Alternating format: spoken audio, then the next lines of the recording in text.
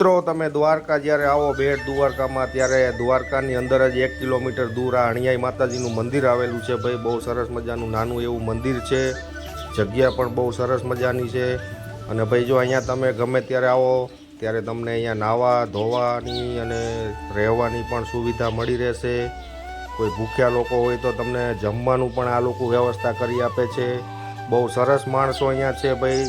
ચારણ લોકો છે પણ બહુ સેવાભાવિક માણસો છે. તો મિત્રો જરૂરથી તમે દ્વારકા આવતા હોય તો બેટ દ્વારકાની અંદર જ આપણે કારિયા ઠાકર ભગવાનનું મંદિર છે, ત્યાંથી 1 કિલોમીટર આશરે આ જગ્યા આવેલી છે. તો બહુ સરસ મજાની જગ્યા છે. અને અહીંયા જો ભાઈ પાછળ તમને રહેવાની પણ સુવિધા મળી જશે.